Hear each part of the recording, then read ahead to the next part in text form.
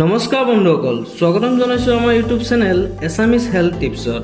বন্ধুসকল, আমাৰ শৰীৰৰ এটা ভাল কথা জানেনে? আমাৰ শৰীৰটো ইচ্ছা কৰিলে আমি নিজৰ মতে মেইনটেইন কৰিব পাৰোঁ। আমি ইচ্ছা কৰিলে মোটা হ'ব পাৰোঁ আৰু ইচ্ছা কৰিলে পাতলো হ'ব পাৰোঁ, আৰু নিজৰ মন থাকিলে হাইটো বঢ়াব পাৰোঁ। আমাৰ হাইট মাথো 4টা বস্তুৰ ওপৰত নিৰ্ভৰ কৰে। প্ৰথমটো হ'ল জেনেটিক, দ্বিতীয়টো হ'ল ডায়েট, তৃতীয় হ'ল এক্সাৰচাইজ আৰু চতুৰ্থ হ'ল বয়স। বন্ধুসকল, আজি মই যিমানটা টিপছ দিম সকলোবোৰ টিপছ সাইণ্টিফিক প্ৰুফ, আৰু এই ভিডিঅ'টো আপোনালোকৰ বাবে অতি গুৰুত্বপূৰ্ণ। ভিডিঅ'টো সম্পূৰ্ণ চাবলৈ নাপাহৰিব, কাৰণ শেষৰ টিপছটো অতি আৱশ্যক আপোনালোকৰ বাবে। আপোনালোকৰ মনত এটা প্ৰশ্ন বাৰে বাৰে আহে যে আমাৰ হাইট কিমান বয়সলৈ বাঢ়ে। হাইট 21+ বয়সৰ পিছত বাঢ়িবলৈ বন্ধ কৰে। এইটো সত্য, কিন্তু সম্পূৰ্ণভাৱে সঠিক নহয়, কাৰণ হাইট বঢ়া বা নবঢ়া সম্পূৰ্ণ জিনৰ ওপৰত নিৰ্ভৰ। মানে হ'ল আমাৰ মা দেউতাৰ হাইটৰ ওপৰত নিৰ্ভৰ কৰে। তথাপিও আপোনাৰ দেউতাৰ যিমান উচ্চতা আপোনাৰো যে সিমান হ'ব সেইটো জৰুৰী নহয়। কেতিয়াবা এইটোও দেখিবলৈ পোৱা গৈছে আপোনাৰ মা দেউতাৰ উচ্চতা কম, তথাপিও আপোনাৰ উচ্চতা বেছি হয়, আৰু কিছুমানৰ হাইট কমে থাকি যায়।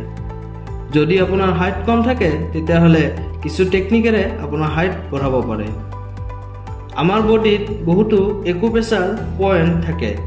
ইয়াৰ মানে হ'ল আমাৰ বডিত এনেকুৱা কিছুমান পইণ্ট থাকে যিটোক আপুনি পুছ কৰি থাকিলে, মানে হ'ল হেঁচা দি থাকিলে, তাৰ প্ৰভাৱ আমাৰ শৰীৰৰ বেলেগ বেলেগ অংগত পৰে। হাইট বঢ়োৱাৰ বাবে আপোনাৰ শৰীৰত দুটা একুপ্ৰেচাৰ পইণ্ট আছে। প্ৰথমটো হ'ল আপোনালোকৰ আঙুলিৰ প্ৰথম এৰিয়া যিখিনি, আৰু দ্বিতীয়টো হ'ল ভৰিৰ আঙুলিৰ প্ৰথম ভাগটো। ইয়াৰ ডাইৰেক্ট সম্পৰ্ক আমাৰ মগজুৰ পিটুডাইৰিয়া গ্ৰন্থিৰ লগত আছে। যেতিয়া আমি পেনিটবোৰত পুছ কৰোঁ তেতিয়া আমাৰ পিটুডাইৰিয়া গ্ৰন্থিৰ পৰা HGH মানে হিউমেন গ্ৰথ হৰমন অধিক মাত্ৰাত উৎপন্ন হয়, আৰু এইটোৱে হ'ল সেইটো হৰমন যিটোৱে আমাৰ বডি গ্ৰথ কৰে। এতিয়া দ্বিতীয়টো টিপছ। বন্ধুসকল, আমাৰ বডিৰ বাবে টোপনি কিমান যে আৱশ্যক আমি সকলোৱে জানো, কিন্তু আপোনালোকে জানেনে যদি আপোনালোকৰ হাইট আৰু বেছি বঢ়াব খোজে তেতিয়াহ'লে আপোনালোকক সদায় 7 পৰা 8 ঘণ্টা টোপনি মাৰিবই লাগিব, কাৰণ HGH হৰমন নিদ্ৰা অৱস্থাত বেছিকৈ উৎপন্ন হয়। আপোনালোকক ক'ব ওলাইছোঁ 3 নম্বৰ টিপছ। যদি আপোনাৰ খোৱা খাদ্য ঠিক থাকে তেতিয়াহ'লে হাইট বঢ়াবলৈ আপোনাক কোনেও ৰখাব নোৱাৰে। আপোনালোকে এইটো নিশ্চয় জানে যে প্ৰটিনৰ পৰা আমাৰ বডিত মাচুল প্ৰস্তুত হয়। সেইবাবে হাইট বঢ়োৱাৰ বাবে বেছি ইম্পৰ্টেণ্ট দিয়া হৈছে প্ৰটিনক। সেইবাবে আপোনালোকৰ ডায়েটত প্ৰটিন থকা বস্তু খোৱা অতি দৰকাৰী। বন্ধুসকল, আপোনালোকে মাংস, কণী, মাছ এনেকুৱা ধৰণৰ প্ৰটিন থকা বস্তু খাব পাৰে। ইয়াৰে লগতে 1 গিলাচ গাখীৰত চয়াবিন দিও খাব পাৰে। চয়াবিনৰ পৰা অধিক মাত্ৰাত প্ৰটিন পোৱা যায়, আৰু এইটো এনেকুৱা এটা বস্তু আপোনালোকে যিকোনো গেলামালৰ দোকানত পাব, আৰু ইয়াৰ প্ৰাইচো কম হয়। হাইট বঢ়াব খুজিলে এইবোৰ খাদ্য আজিৰ পৰাই খাবলৈ আৰম্ভ কৰি দিয়ক। এতিয়া ক'বলৈ ওলাইছোঁ টিপছ নম্বৰ 4।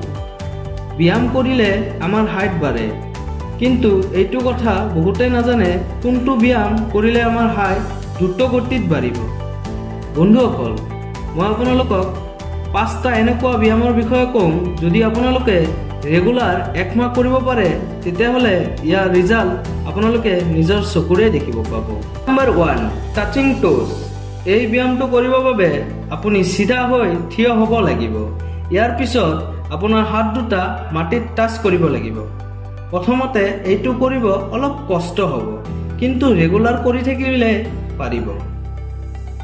এইটো ব্যায়াম কৰিলে আপোনালোকৰ বেকৰ স্পাইনেল কৰ্ড মেল খাই যাব। মেল খোৱাৰ ফলত আপোনাৰ হাইট অলপ হ'লেও বাঢ়িবই। ব্যায়াম নম্বৰ 4, ফৰৱাৰ্ড চিন ষ্ট্ৰেচ। এই ব্যায়ামটো কৰিবৰ বাবে আপুনি চিধা হৈ বহি লৈ আপোনাৰ এটা ভৰি মেলি দিব। আপোনাৰ মূৰটো ভৰিৰ আঙুলিত লগাব চেষ্টা কৰিব লাগিব, ঠিক এনেদৰে। ব্যায়াম নম্বৰ 3, কোব্ৰা ষ্ট্ৰেচ। এইটো ব্যায়াম একেবাৰে সহজ। এইটো ব্যায়াম কৰিবৰ বাবে শৰীৰৰ আধা অংশ মাটিত লগাই আগৰ বডি ভাগ ওপৰত ৰাখিব লাগিব, ঠিক এনেদৰে। ব্যায়াম নম্বৰ 4, হেংগিং বাৰ। বন্ধুসকল, আপোনালোকে নিশ্চয় জানে যে হেংগিং বাৰ ব্যায়াম আমাৰ হাৰ্ট বঢ়োৱাৰ বাবে কিমান দৰকাৰী। এইটো ব্যায়াম সদায় 10 মিনিট নিশ্চয় কৰিব। ব্যায়াম নম্বৰ 5, আপুনি যিমান পাৰে জাম্প কৰিব। নৰ্মেল জাম্প কৰিব পাৰে অথবা ৰছী ব্যৱহাৰ কৰিও জাম্প কৰিব পাৰে। যেতিয়া আমি জাম্প কৰোঁ তেতিয়া আমাৰ বডি পাৰ্টবোৰত লাগি থকা জাম্পবোৰ ক্লিয়াৰ হ'বলৈ ধৰে আৰু ইয়াৰ লগতে এনাৰ্জিও অধিক মাত্ৰাত উৎপন্ন হয়। মোৰ দিয়া টিপছবোৰ 1 মাহ কৰিলে ৰিজাল্ট নিশ্চয় পাব। ভিডিঅ'টো শেষলৈ চোৱাৰ বাবে ধন্যবাদ। যদি মোৰ চেনেলত নতুন তেতিয়াহ'লে চেনেলটো ছাবস্ক্ৰাইব কৰি বেল আইকনটো বজাই